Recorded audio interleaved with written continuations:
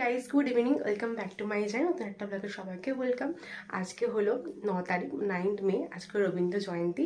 তো এখন বাজে হলো 7টা মতো। আমি রেডি হয়ে গেছি, দেখতে পাচ্ছ। এই পিঙ্ক কালার শাড়িটা পরেছি আর এই ব্লাউজটা দিয়ে কম্বিনেশন করে পরেছি। কিরকম লাগছে অবশ্যই কিন্তু কমেন্টে জানিও আমাকে।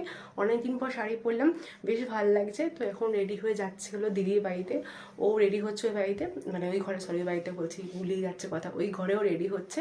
তো চলো বেশি দেরি করবো না, কারণ এতক্ষণ আমি গেট রেডি উইথ মি করতে গিয়ে আমার দেরি হয়ে গেল অলরেডি অনেকটাই। আর 7:30 থেকে প্রোগ্রাম শুরু। আশা করি 7:30 পৌনে 8টা মানে ঢুকে যাবো দিদির বাড়িতে। যাই হোক, তো কীরকম লাগছে অবশ্যই কিন্তু কমেন্টে জানিও। এই যে এই হারটা পরেছি, এটা সোনা, এটাও সোনা, সবই সোনা সোনা পরেছি। তো অনেকদিন পর একটু সাজতে ইচ্ছা করলো, নিজেকে দেখে নিজে খুব ভালো লাগছে। কিন্তু অনেকদিন পর শাড়ি পরলাম, সচরাচর শাড়ি তো পরি না আমি, তো বেশ ভালো লাগছে। তো চলো ওখানে যাই। আর কী কী প্রোগ্রাম হবে তোমার সাথে সবই শেয়ার করবো, কারণ গানের কপিরাইট চলে আসে, ওটা সমস্যা হয়ে যায়। তো চেষ্টা করো যতটুকু পারো ততটুকু শেয়ার। এই যে এতক্ষণে তার রেডি হওয়ার সময় হয়েছে, মুখ দেখাবে না কারণ সবসময় লেট তো। আচ্ছা, গিফটেরটাই এখন ইউজ করছে। আর সত্যি বেলাভিটা সেন্টটা কিন্তু খুব ভালো, পারফিউমে প্রত্যেকটা গন্ধে খুবই ভালো। চলো চলো, দেরি হয়ে যাবে। তুমি আজকে গান গাইবে তো গো আমার হয়ে? আমার ছেড়ে দে মা, কেঁদে বাঁচি। টাইমের আগে পৌঁছে গেছেন দিদির বাড়িতে। এসে দেখলাম প্রোগ্রাম কিন্তু এখনও শুরু হয়নি। পুচকেগুলো সব রেডি হয়ে আছে আর বড়রাও তো রয়েছে। নাচ করার আগে একটুখানি কিন্তু ফটো তুলে নেওয়া হচ্ছে সবাই সবার সাথে, কারণ নাচের পরে সবাই ঘেমে যায়, ফটো তোলার তখন আর কোনো মুড থাকে না, তার আগে এর জন্য তুলে নেওয়া হচ্ছে এখন। তো একটু পরে প্রোগ্রাম শুরু হবে, তখন তোমাদের সব দেখাবো। অল্প অল্প ক্লিপ করে সবগুলো দেখাতে পারবো না, যেহেতু কপিরাইট চলে আসে, সেই কারণের জন্য আমি আমাদের করে চেষ্টা করবো যেটুকুনি পাবো সেটুকুনি শেয়ার করা। আশা করি তোমার দেখতে ভালো লাগবে। আর হ্যাঁ, ভুল ত্রুটি হলে ওটা অ্যাডজাস্ট করে নিও, ছোটো তো ওরা ভুল করতেই পারে, বাট তোমাদের প্রোগ্রাম দেখতে ভালো লাগবে।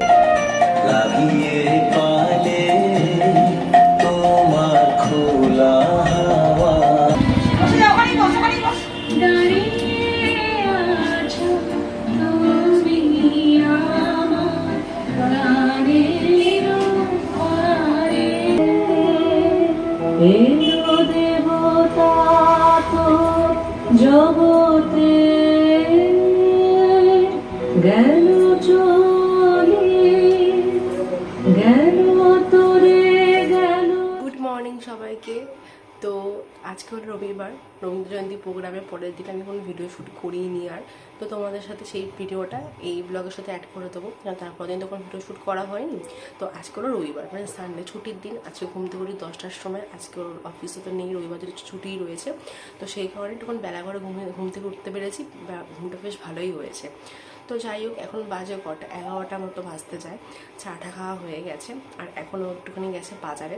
আই থিঙ্ক চিকেনে নিয়ে আসবে কিনে বাজার থেকে, কেন মাছ তো রান্না করাই আছে। তোমাদেরকে দেখাচ্ছি পরে কী মাছ রান্না করেছি, তখন আর ভিডিও শ্যুট করা হয়নি। মাছ রান্না করাই আছে, বাট ওগুলো চিকেনও নিয়ে আসবে। তো চিকেনটা আজকে করবো, সকালবেলায় চিকেনটা করে নেবো। তো এখন বানাবো হচ্ছে টিফিন। টিফিনে ভাবছি আজকে একটুখানি রোল বানাবো। তো অনেকদিন রোল খাওয়া হয় না, ঘরে রোল করবো। সবসময় তো বাইরের রোল খেতে ভালোও লাগে না খুব একটা। আর এখন খাওয়া মোটামুটি বাইরের রোল ঠোল মানে বন্ধ রাখছি, আবার খাচ্ছি, এরকম চলছে। তো ভাবলাম যে ঘরে আজকে রোল বানাই।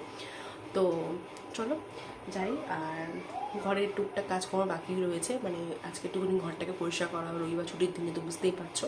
তো সেগুলোও করবো। আগে টিফিনটা করে নিই, কারণ প্রচুর পরিমাণে খিদে পাচ্ছে। তারপরে বাদ বাকি ঘরে যা সাফ সাফাই আছে ওটা করতে হবে। তো চলো এখন রান্নাঘরে যাই।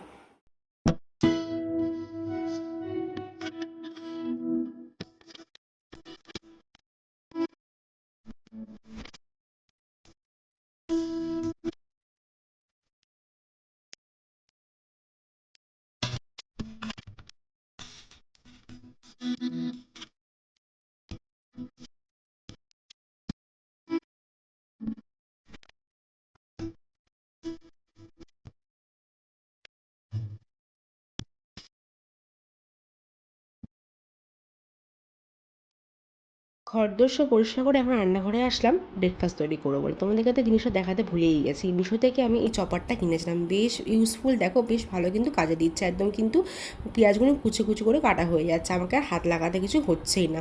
এদিকে আমার হাতে এক্সারসাইজটা করা হয়ে যাচ্ছে। যাই হোক, আজকে ব্রেকফাস্টে বানাবো হচ্ছে রোল। কিন্তু ও বললো আমি রোল খাবো না, তো তার জন্য ওকে আমি অমলেট করে দিলাম। বললো অমলেটে রুটি দেয়, ওটাই খাবো। তো ওর জন্য অমলেটে রুটি দিয়েছি, আর আমি আমার জন্য করছি একদম যেটা বলে ফাঁকিবাজি রোল, মানে ময়দার রোল নয়, একদমই আটার রোল, রুটিটা করে নিই, তারপর যেমন রোল হয় অ্যাকচুয়ালি সেরকম কিন্তু রুটি দিয়ে রোল করছি, কারণ এটা খেলে বেশ পেটটা ভরাও থাকে একটা, আর কিন্তু খেতে ভালোও লাগে। আর দেখো শশাটাকেও কাটলাম, চপারটা আমার দিলে বেশ ভালো কিন্তু কাটা হয়ে গেছে। তো এখানে পেঁয়াজ দিয়ে, লঙ্কা দিয়ে, শশা দিয়ে, তারপর যা সস রয়েছে ঘরে সেগুলো দিয়ে কিন্তু এখন ডেকোরেশন করার পালা, তারপরে কিন্তু ব্যাস খেয়ে নেবো।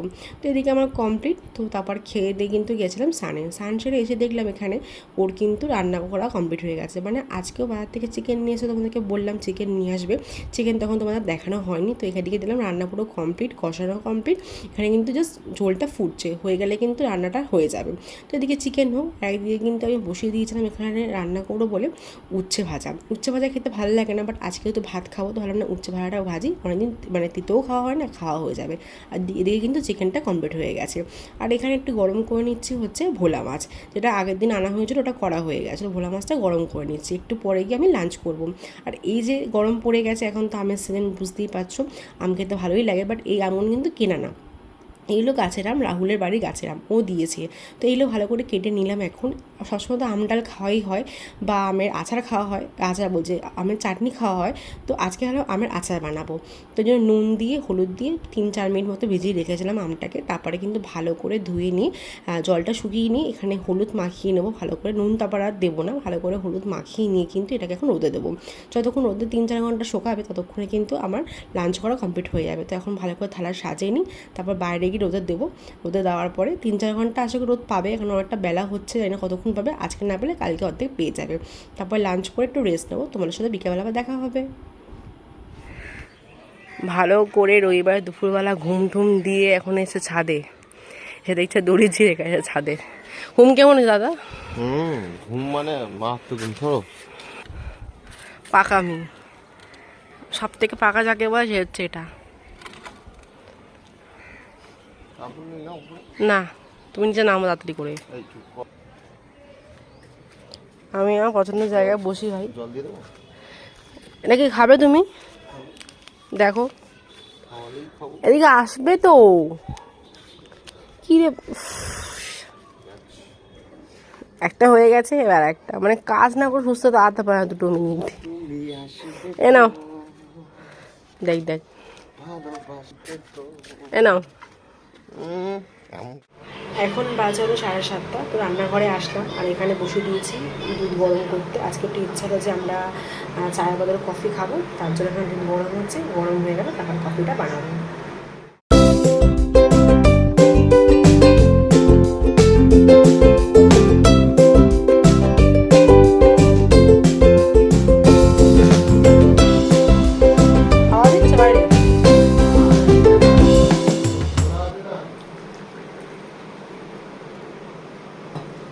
কফি খেয়ে বসে পড়েছে কিন্তু সবজি নিয়ে এখন কাটাকুটি করবো বলে। এখানে গাজর নিয়েছি আর ক্যাপসিকাম নিয়েছি। আজকে রাতে না ইচ্ছা করে না রুটি খেতে, রোজ তো রুটি খাওয়া হয়, তো আজকে ভাবলাম একটু অন্যরকম কিছু খাওয়া যাক। তো ওকে বললাম, সেই আমরা ঘুরতে গেছিলাম দার্জিলিংয়ে অ্যানিভার্সারি সেলিব্রেট করতে, তো সেখান থেকে ফেরার পথে কিন্তু নিয়েছিলাম পাহাড়ের স্প্যাগেটি, যেটা খুবই বিখ্যাত। তো সারা দার্জিলিং আমরা খুঁজেছিলাম স্প্যাগেটি 3 দিন ধরে, কোথাও আমরা স্প্যাগেটি কিন্তু দার্জিলিংয়ে পাইনি। কপালগমে ফেরার পথে আমরা কার্শিয়াংয়ে এক জায়গাতে কিন্তু ব্রেকফাস্ট করতে নেমেছিলাম, তো সেই দোকানে কিন্তু স্প্যাগেটি পাই, তাও আবার একটা। যাই হোক কিছু করার নেই। আর এই স্প্যাগেটিটা কিন্তু তোমরা নর্থ বেঙ্গলে যারা যাও তারা জানো, এই একটা স্প্যাগেটি আছে আর একটা ধরনের স্প্যাগেটি হয়, সেটা হচ্ছে একটু মোটা মোটা টাইপের দেখতে। বাট এই স্প্যাগেটিটা তুমি করতে পারি না একদমই, তো ওকে বললাম তুমি কিন্তু করো, আমি করতে গেলে পুরো একদম গলে যাবে।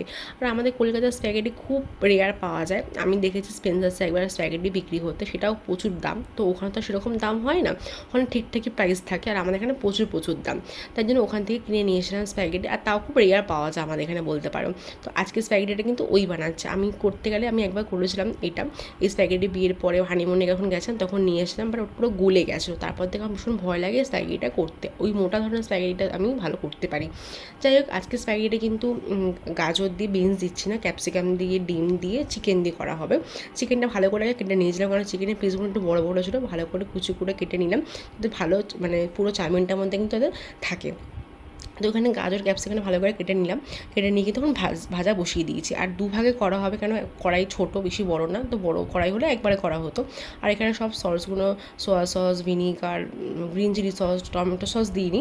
আর আমাদের কাছে একটা সস আছে মোমো সস, এটা কলকাতা থেকে কেনা, বিশাল পরিমাণে ঝাল, দেখো কত পরিমাণে ঢালছে, ওকে বারণ করছি। যাই হোক, প্রচুর পরিমাণে ঝাল, যারা মানে ঝাল খায় তাদের জন্য ঠিক আছে, তাও তাদের খুব কষ্ট হয়, যেন আমরা ঝাল খাই, আমাদেরও খুব মানে কষ্ট, এটা খাওয়ার পরে মানে কান থেকে ধোয়া বেরোনোর মতো বলতে পারো এই সসটা। আর যারা ঝাল খায় না তাদের কথা তো বাদই দাও, তারা তো খেতেই পারবে না। আর আমরা দার্জিলিং থেকে আরেকটা সস কিনেছিলাম ক্যাভেন্টার থেকে, তো সেই সসটাও কিন্তু এই চাইনিজ আইটেমে দিতে পারো, তো সেটা কিন্তু ও বলে বার করো, ওটা দেবো আজকে। তো ওটা হলো সিকিমের একটা কোনো জায়গা থেকে অর্পণ কিচেন বলে তার তৈরি করা, সেটাই আমরা নিয়েছিলাম, বিশাল পরিমাণে ঝাল ওটা।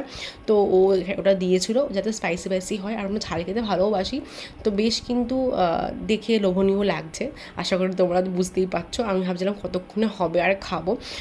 তো দার্জিলিংকে খুব মিস করছিলাম, দার্জিলিংকে যেতে পারছি না, যা গরম আমাদের এখানে, কি বলবো, ভালো লাগছে না, একদম গরমে পচে যাচ্ছি, দার্জিলিংয়ে চলে যাই এরকম মনে হচ্ছে। এই যে সেই সসের বোতলটা দেখছো, এটাই আমরা আসার দিনকে কিন্তু ক্যাভেন্টার থেকে কিনে নিয়েছিলাম, তার সাথে লঙ্কা কিনেছিলাম।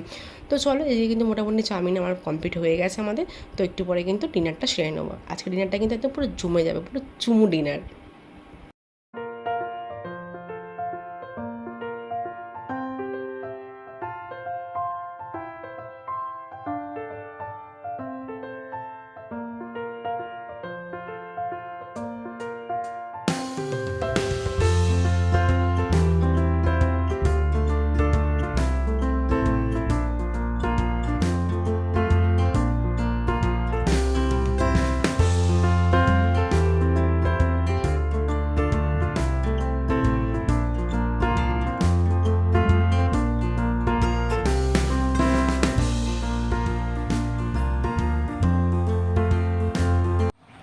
সকালে তোমরা আম দেখলে, আর এই আমগুলো হলো আমাদের পাশের বাড়ির গাছের আম। তো তারা আম দিয়েছে, ছাদে উঠেছিলাম আমি, তো ও ছিল তখন, তো এই 4টে আম আমাদের দিয়েছে, কিছু কিছু পাকা রয়েছে, তো এর জন্য জলে ভিজিয়ে রেখেছি যাতে ময়লাটা একটু কেটে যায়। আর তারপর রাত্রেবেলা হয়তো এটা কাটা হবে, কেটে খেতে পারি, বা হয়তো কালকে সকালবেলা খেতে পারি। দেখো কত বড় বড় আম, আর বাড়িতে কিন্তু আম গাছ থাকলে বেশ ভালোই লাগে। আমাদের এখানে সবার বাড়িতে প্রচুর প্রচুর আম হয়, চারপাশে না আম পুরো ভর্তি, কী বলবো, দেখলেই লোভ লাগে, কি সুন্দর, দেখো কত বড় বড় আমগুলো। ডিনারটা আজকে পুরো জমে গেছে একদম, দেখলে স্প্যাগেটি খেলাম, পুরো দার্জিলিং ফিল যাকে বলে খাবারের মধ্যে ছিল, বাট ওয়েদারের মধ্যে একদমই ছিল না, ওয়েদারে প্রচুরই গরম। যদি ওয়েদারটা ওরকম ঠান্ডা ঠান্ডা বৃষ্টি পড়তে হয়ে যেত তাহলে পুরো দার্জিলিং ফিল আসতো, বেশ ভালো লাগছিলো। আর স্প্যাগেটি খেতে ভালো লাগে, আমরা এবার হয়তো ফেরার সময় অত পাইনি, তাই জন্য একটাই পেয়েছিলাম, নিয়ে আসতে পেরেছি। তো আমাদের ইচ্ছা ছিল যে আমরা আরও কিনবো, আরও আরেকটা ধরনের স্প্যাগেটি হয়, সেটা খুব ভালো লাগে আমার বেশি খেতে, এবার ওটা পাইনি, কিছু করার নেই। তো যাই হোক, আজকে ডিনারটা খুব ভালো করে করেছি স্প্যাগেটিটা খেয়ে, তো বেশ ভালো লাগছিলো। আর দার্জিলিং খুব মিস করছিলাম, তো কী করবো, খেয়ে একটুখানি দার্জিলিং ফিল করলাম, ওয়েদারটা পেলাম না, গরমে পচে যাচ্ছে আমরা এখানে, আর ওখানে ঠান্ডা কত। তো যাই হোক, ব্লগটা একটুখানি আছে, বেশি আর বাড়াচ্ছি না। তোমরা রবীন্দ্র জয়ন্তী কীরকমভাবে কাটালে অবশ্যই কিন্তু কমেন্টে জানো। রবীন্দ্র জয়ন্তীতে তো আমি দিদিবাড়ি থেকে গেছিলাম, তোমরা দেখলে, আর সেদিনকে নাচ গান করে বেশ সবার সাথে ভালো করে সময় কাটিয়েছি। আশা করি তোমরাও রবীন্দ্র জয়ন্তী ভালো করে পালন করেছো। তো এই ব্লগটা একটুখানি বেশি বাড়াচ্ছি না, যদি তোমাদের ভালো লেগে থাকে তোমরা জানো কী করতে হবে, একটা লাইক, কমেন্ট, সাবস্ক্রাইব করো। দেখা হবে নেক্সট ব্লগে, তাতে করে সবাই খুব ভালো থেকো, টাটা, গুড নাইট।